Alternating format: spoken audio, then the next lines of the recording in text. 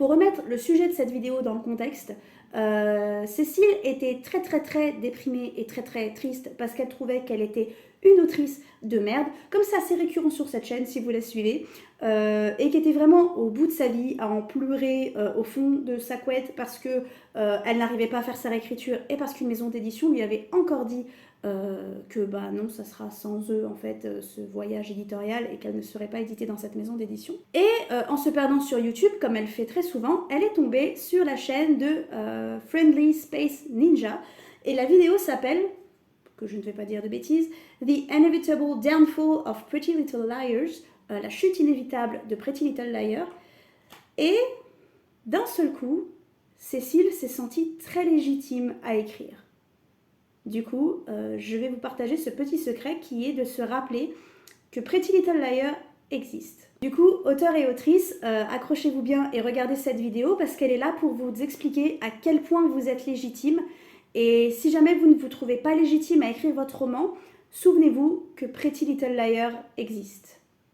Et ça devrait faire redémarrer la machine. Pour remettre un petit peu de contexte aussi dans ce qui est en train de se passer juste là, je tourne cette vidéo juste après celle de la semaine dernière que vous auriez dû regarder. Et si jamais vous n'êtes pas au courant de tout ce qui se passe, c'est parce que vous n'avez pas vu la vidéo de la semaine dernière. Et le meilleur moyen de faire ça, c'est de s'abonner à la chaîne, comme ça vous n'en ratez pas une seule. Et je suis grave à la bourre pour filmer mes vidéos et grave à la bourre dans mon bullet journal pour l'année prochaine. Du coup, je me suis dit que faire les deux en même temps, ce serait bien. Jusque-là, ça s'est montré être une très mauvaise idée. J'ai fait plein d'erreurs, mais tant pis. Pour celles et ceux qui ne connaissent pas du tout Pretty Little Liars, il faut que vous sachiez que Pretty Little Liars est une série dont j'ai été très fan jusqu'à la saison 4, et pour moi c'est là que c'est parti dans tous les sens. Pretty Little Liars, c'est l'histoire de 4 amies, Spencer, Anna, Aria et Emily, qui ne se parlent plus vraiment depuis la disparition de Allison, leur meilleure amie, qui était un peu le centre du groupe et celle qui gardait le groupe entre eux. Vous avez compris. Il se trouve que quand l'histoire commence, cette amie a disparu du jour au lendemain, en pleine nuit. Depuis 1 an, on la pense morte. Et alors que ces 4 jeunes filles font un petit peu leur vie et commencent à renouer un peu leur amitié, il se trouve qu'elles reçoivent des mails, des lettres, des textos signés d'une certaine personne A, comme Allison, et qui connaît tous leurs secrets et qui connaît tout sur elles, et qui leur fait du chantage, des menaces, etc. Le but de la série est de trouver qui est A. Sachez que si vous n'avez jamais regardé la série, il est possible que je spoil 2-3 trucs sans faire exprès. Je sais pas si vous vous rendez compte, mais cette série, ça a quand même... Pour moi, c'est un pilier de notre pop culture. C'est une série qui était révolutionnaire quand elle est sortie.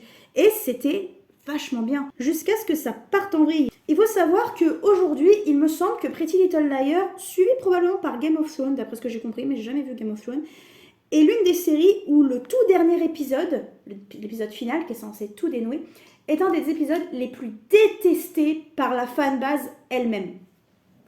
C'est-à-dire que les gros fans hardcore de Pretty Little Liars, qui se sont accrochés pendant très longtemps quand même, parce que certains d'entre nous avions déjà abandonné le navire, ont trouvé que c'était l'un des pire dernier épisode qui a été fait à ce jour. Je ne suis pas là pour vous parler de la fin de cette série, en fait, même s'il y aurait beaucoup à dire, et même si au final ça rejoint un petit peu l'idée, mais je suis là pour vous parler d'un passage de la vidéo de Friendly Space Ninja sur Pretty Little Liars.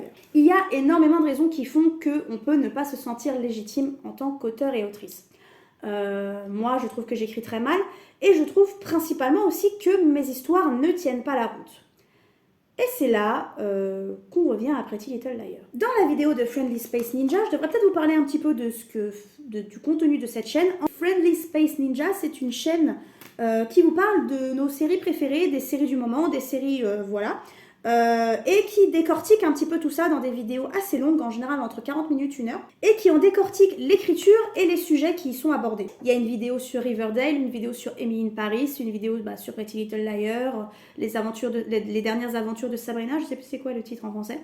Donc si ça vous intéresse, franchement, allez-y. Surtout que au final, moi je considère le cinéma et les séries comme de la littérature. Cette vidéo est très décousue, mais ça me permet de vous dire que moi je considère le cinéma et les séries comme de la littérature. Alors oui, c'est pas la même chose, mais au final, ce sont des gens qui écrivent des histoires et qui partagent ces histoires. Pourquoi j'ai tourné le truc? Au final, ça reste des personnes qui écrivent une histoire et qui nous la partagent. Et il y a tout un système d'écriture un peu différent, parce que non seulement on parle d'un scénario, mais également de musique, de jeu d'acteurs, de visuel, de rythme, et d'un système épisodique en fait. Sauf pour les films. Mais mon truc à moi, c'est plus les séries. Au final, les séries, vous pouvez voir ça comme les tomes d'un livre. Par exemple, Pretty Little Liars, il me semble qu'il y a 7 saisons, ou 6. On va dire 7, mais je suis jamais s'il y en a 6 ou 7. Et vous pouvez voir ça comme une série de livres en 7 tomes. Oui, je sais qu'à la base, c'est des bouquins, mais restez un petit peu on track, vous allez comprendre ce que je veux dire. La réalité est que moi, personnellement, après, c'est pas le cas de tout le monde, mais c'est un conseil qui est vivement donné au sein des auteurs et des autrices. Quand vous écrivez une saga, il vous est conseillé, déjà, il nous est souvent conseillé de ne pas écrire de saga parce que les maisons d'édition en prennent de moins en moins, mais il nous est conseillé de l'écrire en entier avant de commencer à l'envoyer. Tout le monde ne le fait pas, hein. Il y a des auteurs et des autrices qui sont en train d'écrire leur tome 3 alors que le tome 2 n'est toujours pas publié. Mais en général, désolé je compte, mais en général c'est ce qui nous est conseillé. C'est pour ça que j'ai écrit toute une tétralogie et que je ne l'ai pas proposé à des maisons d'édition avant de l'avoir terminé. Ce conseil, il est difficile à suivre quand il s'agit des séries, parce qu'en fait, on se base sur les gens qui regardent en fait pour savoir si la série va être renouvelée pour une saison 2 ou une saison 3. Ce qui fait que du coup, quand tu arrives à la saison 7 avec des incohérences, tu ne peux pas, comme nous, chers auteurs, revenir en arrière et commencer une réécriture qui corrigerait ces incohérences. Non, tu es obligé de te fier à tes saisons précédentes et faire en sorte que ton histoire colle à tes saisons précédentes. Pourquoi je vous parle de ça? Parce qu'il y a dans la vidéo de Friendly Space Ninja une section de pratiquement 11 minutes qui vous parle de toutes les incohérences et de toutes les intrigues dont on n'a pas eu la fin, dont on n'a pas eu de résolution dans Pretty Little Liars. Je ne sais pas si vous réalisez à quel point c'est long, 11 minutes, pour parler de tout ce que nous, on pourrait nous reprocher dans un bouquin. Dans nos livres, les grosses incohérences et les sous-intrigues ou intrigues principales qu'on lance sans jamais les terminer, en général, ça se fait un petit peu botter le derrière par les lecteurs et les lectrices, les bêta-lecteurs, bêta-lectrices, et en général, ça ne se fait pas publier, à moins que vous soyez en auto-édition et que personne vous ait arrêté. Ce qui n'était pas sympa de leur part. Je ne sais pas si vous vous rendez compte, c'est très bien expliqué dans la vidéo de Friendly Space Ninja, mais en fait, toute l'histoire de Pretty Little Liars, elle se base autour des mystères à résoudre, elle se base autour d'énigmes. Tout se base sur des intrigues. Et donc, si tu réponds pas aux intrigues, à quoi ça sert de les lancer? Je suis également, comme vous vous en doutez certainement, une jardinière. C'est-à-dire, pour ceux qui sont tombés là-dessus complètement par hasard et qui ne sont pas du tout dans le monde de l'écriture, je ne planifie pas avant d'écrire un roman. Pas de plan, pas d'outline, on y va au freestyle et en général on pleure à la réécriture parce que on a des incohérences et des problèmes avec nos intrigues. Mais c'est pas grave, parce qu'il y a une réécriture, ce qu'il n'y a pas du coup quand ta série est en cours de diffusion.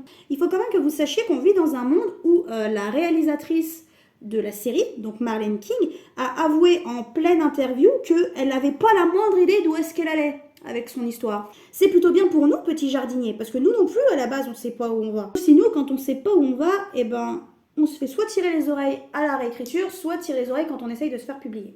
Là où je veux en venir dans cette vidéo très chaotique, je ne sais pas du tout si je vais poster cette vidéo, c'est que quand vous vous sentez illégitime à l'écriture, quand vous sentez que vos romans sont de la merde, quand vous sentez tout ça, en général on vous dit pense à After, pense à 50 Shades of Grey, ces daubes-là ont été écrites. Oui, ça dépend de si on aime ce genre de livre. Moi j'aime pas. Honnêtement, j'aime pas dire qu'un livre est une daube, donc ce ne sont pas des daubes, elles ne nous plaisent juste pas. Et elles parlent, ces œuvres-là parlent de sujets très maltraités et qui ne devraient pas être romanticisés, je sais jamais comment on dit. Enfin bref. C'est pas le sujet. Mais en fait, c'est pas ces livres-là qui font qu'on regarde. Parce qu'au final, j'ai pas vraiment lu ces livres-là, mais je suis pas sûre que ces livres soient aussi chaotiques dans leur structure que Pretty Little Liars. Le jour où vous sentez que vos romans sont pas terribles, qu'il y a un problème de structure, rappelez-vous que l'une des séries les plus connues par notre génération et une des séries qui a bien marché de notre génération, qui a quand même duré jusqu'à 6 ou 7 saisons, c'est une série où les sous-intrigues sont en général jamais résolues et où la réalisatrice ne savait pas du tout où elle allait, si bien que la fin n'a aucun sens. Il faut savoir que je soupçonne aussi Pretty Little Liars d'être comme Gossip Girl. Friendly Space Ninja en parle également dans sa vidéo sur Gossip Girl et probablement dans sa vidéo sur Pretty Little Liars. Je pense qu'ils avaient à la base une idée d'où est-ce qu'ils se rendaient, mais que les fans s'en sont rendus compte et les fans ont compris le mystère. Et plutôt que de se dire, bah putain, on a bien fait notre boulot, ils ont réussi à deviner, ils se sont dit, non, non, non, il faut qu'on soit plus malin qu'eux, et donc on va changer au dernier moment qui est A et qui est AD, si jamais vous voyez de quoi je parle. Ce qui fait que du coup, eh ben, on se retrouve avec une histoire évidemment qui n'a plus aucun sens, parce que bah, les premières saisons étaient basées sur une personne. Les indices étaient censés amener à 7 personnes. Donc si tu décides de tout changer, eh ben, sans réécriture des premières saisons, ça peut partir très vite en vrille. Est-ce que en tant qu'auteur, vous vous sentez pas déjà mieux? Parce que c'est pas pour critiquer Pretty Little Liars, parce que je vais être honnête, Pretty Little Liars, je pense qu'un jour je me referai la série. Parce que c'est au moins les premières saisons. Parce que c'était très sympa. Et parce que c'était... on s'attachait au personnage et on avait envie de savoir. Le seul problème maintenant, avec toute cette histoire, c'est qu'en général, ce genre d'histoire, quand tu arrives à la fin, tu te dis « Ah, je vais regarder pour voir les indices qui m'ont été donnés et que j'ai pas vus. » Sauf que là, les indices, ils vont vite tomber à l'eau, en fait. Les indices n'ont aucun sens. Du coup, est-ce que vous n'êtes pas en train de vous dire « Mon roman est sûrement mieux que Pretty Little Liars ?» Et Pretty Little Liars, puisque ça a marché, est-ce que j'ai pas mes chances? Parce qu'honnêtement, pour moi, après avoir vu du coup la vidéo de Friendly Space Ninja, c'est pour moi un miracle que Pretty Little Liars ait tenu aussi longtemps et jusqu'à cette fin en fait. Mais c'est la fanbase qui a fait que ça s'est accroché. Parce qu'au final, je suis en train de vous dire que l'une des séries qui a le mieux marché, l'une des séries qui a eu une très grosse fanbase et qu'on aime toujours et qui est toujours un petit plaisir coupable entre guillemets, est une série les moins bien écrites de notre génération de séries. Je suis désolée, vous pouvez cracher sur Teen Wolf, mais Teen Wolf c'était mieux écrit. Objectivement. Ou peut-être pas, parce que je suis une très grosse fan de Teen Wolf. Du coup, si demain, comme moi, vous avez envie de pleurer au fond de votre lit parce que vous n'aimez pas ce que vous écrivez et parce que vous trouvez que des défauts à vos romans, rappelez-vous qu'il existe une série dans ce monde adorée par des millions de personnes, objectivement qu'on peut compter ça en millions, qui n'a aucun sens et qui au niveau de l'écriture va à l'encontre de tous les conseils et de tous les ordres, entre guillemets, qu'on nous donne à nous, auteurs et autrices. Je veux dire, posez-vous 5 minutes et demandez-vous à quel moment dans votre vie on vous a dit qu'on s'en foutait des sous-intrigues et de leur résolution, qu'on s'en foutait de la fin, que la fin n'ait aucun sens, qu'on s'en foutait des indices que vous mettez que vous clairsemez dans votre livre, parce que de toute façon, vous ne vous en servirez pas plus tard. Tout ce genre de choses. À quel moment on vous a donné ce genre de conseils? Alors, à moins que vous parliez à des personnes qui vous veulent du mal, jamais. On met l'appui sur ce genre de choses. On vous dit de faire gaffe à vos sous-intrigues et de pas trop en mettre, justement, parce qu'en général, on se perd facilement dedans.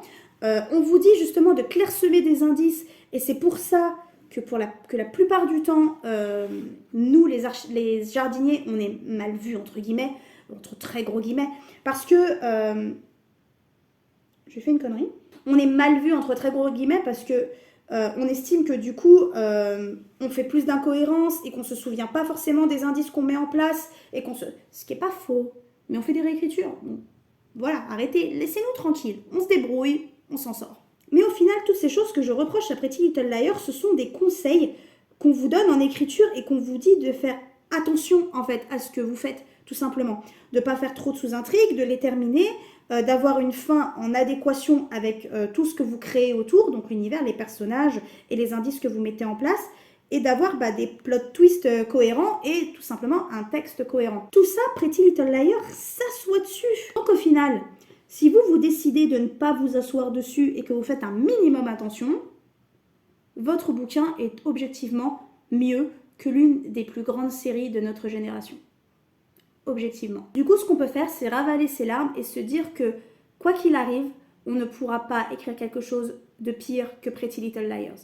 Parce qu'au final, même si les personnages étaient bons et même si certains plot twists étaient très bons, et que même si c'est un plaisir coupable, au niveau de la structure de l'écriture, c'est un chaos total et c'est un chaos qu'on ne vous permettrait pas en tant qu'auteur et autrice de publier. Corrigez-moi si je dis une bêtise, hein, mais du coup, est-ce que vous êtes capable, vous, de me citer un livre qui, au-delà de l'histoire que vous n'avez pas aimée, au-delà des personnages, au-delà des sujets problématiques, avez-vous déjà lu un livre où la fin n'avait absolument aucun sens avec tout ce qui était écrit dans le bouquin et où la majorité des sous-intrigues soulevées n'étaient pas répondues? Et on parle de 11 minutes de sous-intrigue. Votre livre n'est pas si mauvais que ça, je vous le jure. Contrairement à Merlin King, vous avez encore la possibilité de le relire et de le réécrire. Du coup, si on sortait de sous sa couette, si on arrêtait de pleurer, de se morfondre, je sais que c'est difficile, hein, parce que le syndrome de l'imposteur, se sentir légitime, tout ça, c'est très compliqué de mon côté aussi. Mais du coup, est-ce que se dire « Hey, rappelle-toi que Pretty Little Liars existe », c'est pas un bon moyen de se remettre en selle et de se remotiver. Vous avez regardé cette vidéo très chaotique jusqu'au bout, je vous en remercie. Merci d'avoir passé ce dimanche avec moi, de m'avoir accordé quelques minutes. N'hésitez pas à partager cette vidéo, n'hésitez pas à vous abonner, c'est très important pour moi et pour le développement de la chaîne. Et surtout, n'hésitez pas à me donner tous vos avis en commentaire. J'adore vous parler, j'adore vous répondre. Et voilà, je vous dis à dimanche prochain. Et écrivez votre bouquin, il est mieux que Pretty Little Liars.